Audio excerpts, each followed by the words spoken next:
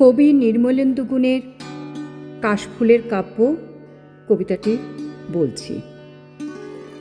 কবি শরৎ ঋতুর বন্দনা করেছেন এই কবিতার মাধ্যমে।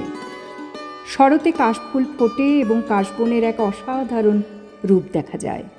কবিও এই কাশফুলের সৌন্দর্যে মুগ্ধ হয়ে শরৎ ঋতুর প্রেমে বন্দী হয়েছেন।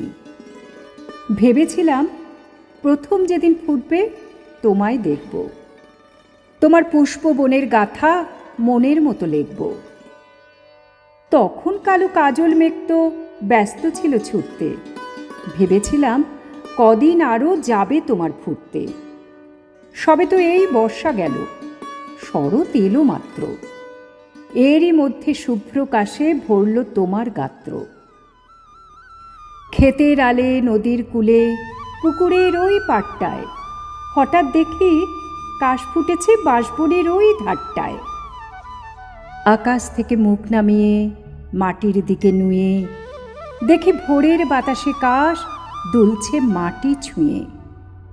কিন্তু কখন ফুটেছে তা কেউ পারে না বলতে, সবাই শুধু থমকে দাঁড়ায় গাঁয়ের পথে চলতে। পুচ্ছ তোলা পাখির মতো কাশবনে এক কন্যে তুলছে কাশের ময়ূর চূড়া কালো খোঁপার জন্যে। যেন শরৎ রানী কাশের বোরখাখানি খুলে কাশবনের ওই আড়াল থেকে নাচছে দুলে দুলে। প্রথম কবে ফুটেছে কাশ সেই শুধু তা জানে, তাই তো সে তা সবার আগে খোঁপায় বেঁধে আনে। ইচ্ছে করে ডেকে বলি, ওগো কাশের মেয়ে, আজকে আমার চোখ জুড়ালো তোমার দেখা পেয়ে।